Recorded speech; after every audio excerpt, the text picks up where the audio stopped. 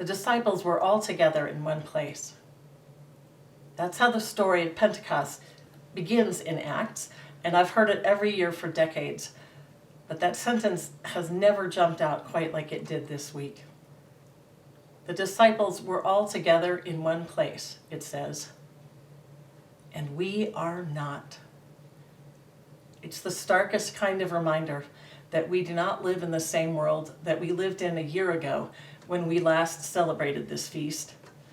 Back then, we were absolutely gathered together in one place, there inside our beloved stone walls.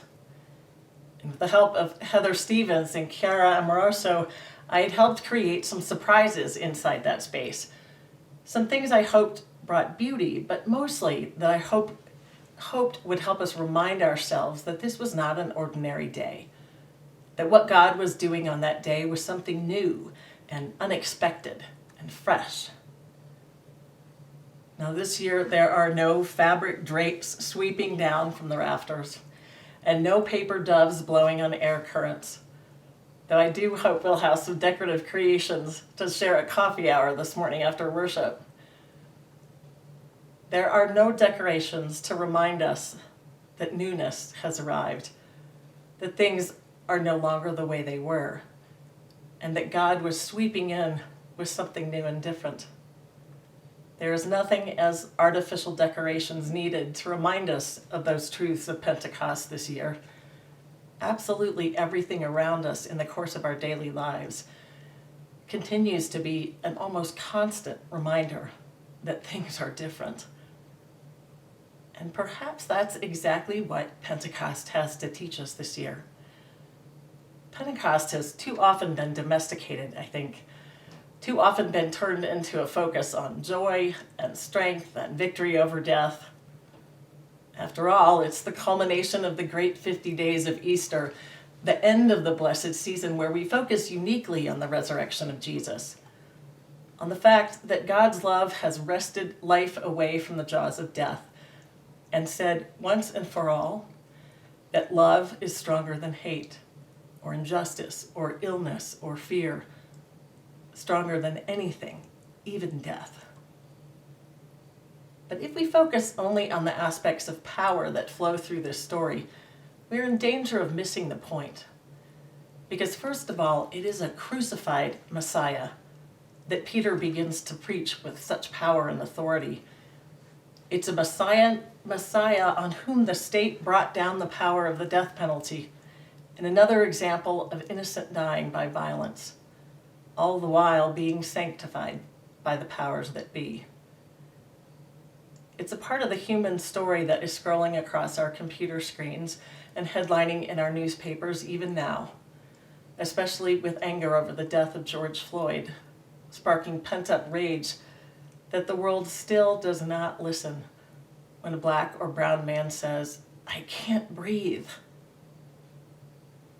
So it's important to remember that the purpose of the Pentecost power that the Spirit brought was to tell the story of Jesus.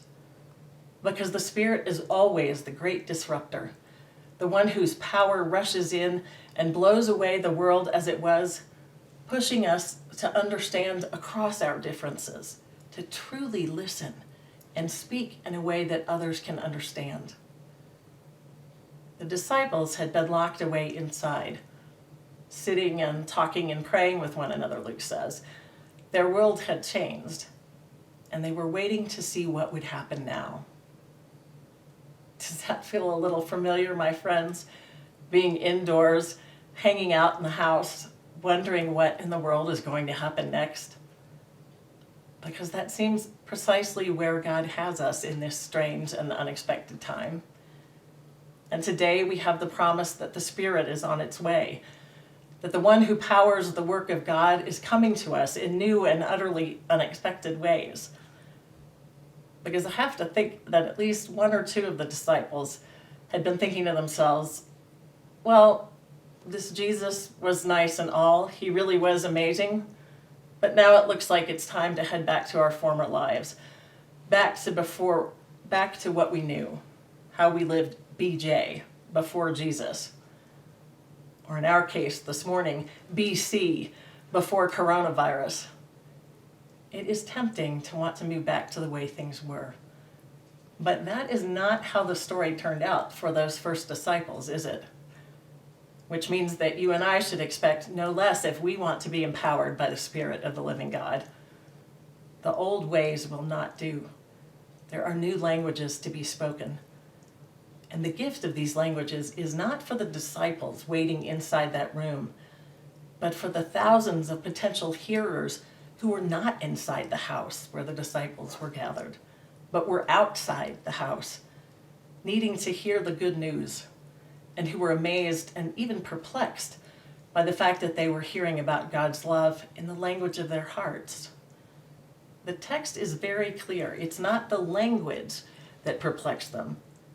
It was the fact that they were finally being told the story in a way they could understand it. In their own idiom, Luke says. He doesn't use the word that's translated elsewhere in Luke as language, but the Greek word from which we get our English word, idiom. It's more than language in the strictest sense. It's the dialect, the particularity of how the hearer communicates with the world and how they understand it.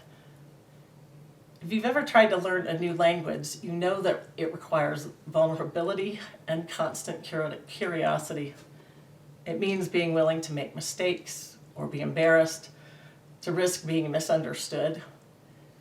And it takes an openness of both mind and heart to listen carefully and deeply to another person, to understand not just the surface words they speak, the physical sound of them, but to listen for all the nuances and culture and ways of thinking that are always embedded in a language. Sadly, I'm not bilingual, definitely not. But I learned enough French in 5 years to know that I started to think differently when I read or spoke that different language.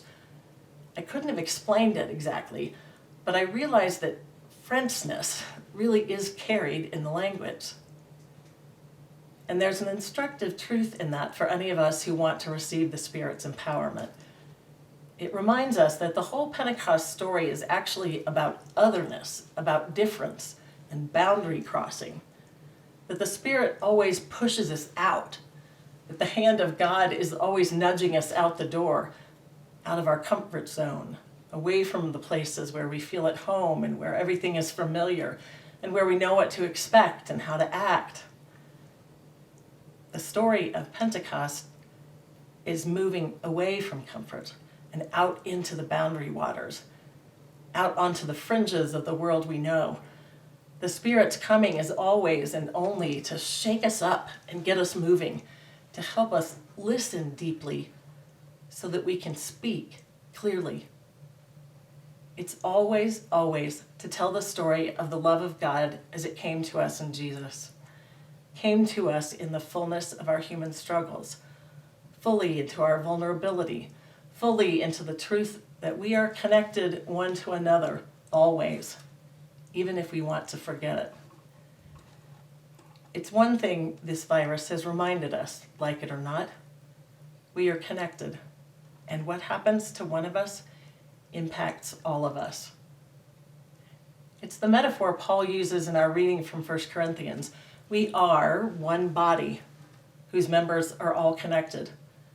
And just as in Acts, Paul writes in Corinthians that the purpose of the Spirit, the reason for the Spirit's enlivening and activating, is to serve the common good. To each, Paul says, is given the manifestation of the Spirit for the common good. And there are some of the same truths woven into the Pentecost story and the experience of the first disciples, whose situation was so much like ours is at the moment. When the Spirit came, it was specific and particular. Each disciple was given gifts needed to carry the good news to particular people. The Spirit was not given for the well-being of the disciples, but for the well-being of those who had not yet heard that God loved them. And the fact that the disciples had to learn new languages simply underscores that point. They already knew their own language, so they clearly weren't being empowered simply so they could be more articulate when talking among themselves. They were empowered to get out into new territory, to meet new people, to go to the new places where the Spirit was nudging them. If God had wanted them to stay at home, God wouldn't have sent new tongues. Those tongues were for people of different ethnicities, different nations, as it's often translated, who spoke in a way and understood the world in a way that was different from what the disciples currently knew. So change is coming, St. Mark's, if we really are praying for the Spirit to come upon us in power. And it requires us getting out there and taking some risks and moving beyond our comfort zones. Because we have a great story to tell in a frightened and very divided world that needs to hear it. The good news of Jesus is nothing if not the story of a love so great that it leaves its comfort zone and moves away from the familiar and came to us so deeply, so completely and fully as to understand our human idiom, our human way of speaking and being. The story of the multi-languaged coming of the Spirit to us humans is clearly a call to make the same move, to know that we are called across differences, to hear the stories of others, really hear them, so that God can speak through their story to us in order to help us know more deeply how the world looks from their perspective. For until we know their idiom, their perspective, well enough, our telling of the story of how God changed our lives, the way God's love has become real to us, will never be heard and understood. So let's have the courage to open our hearts to the Spirit's power, St. Mark's. Let's allow ourselves to move toward new people, into new places. There's no way of knowing just where the Spirit will take us. And I'd be lying if I didn't say that I tremble just a little, sometimes even more than just a little, when I think about what this might mean for my own life as a Christian, or for our lives together as St. Mark's Parish. Because there are no planned routes and no maps to guide us, because the Spirit is always calling us out there beyond what we already know. But when I'm tempted to feel afraid or shut my ears or heart, I remember at least two things. That it's God's Spirit who's calling us from the boundaries. And where God is, there is always life and love and forgiveness for the times I fail. And a God who is always coming to me at the same time I'm doing my best to try to answer the call toward God. And secondly, I remember that I don't have to do any of this alone. In fact, that I can't do it alone. Because we are all connected and all in this together. And God has given gifts to you that I will need. And the particular gifts we will need are promised and will be available when we need them if we encourage each other to know what those gifts are and then to share with each other the courage to use them.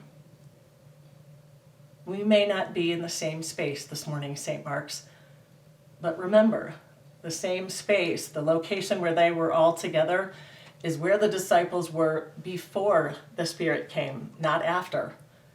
So maybe, just maybe, we are already exactly where we need to be, having already been pushed by the Spirit into new places, to new people, where we can discover new needs into which God can speak through our own words and deeds. As we renew our baptismal vows this morning, moving from the Paschal season into the post-Pentecost mission-focused season, we'll be reminded of all the varied kinds of languages that the Spirit can use to let our lives speak. May God give us the grace and courage and empowerment to live out the promises that we are about to make.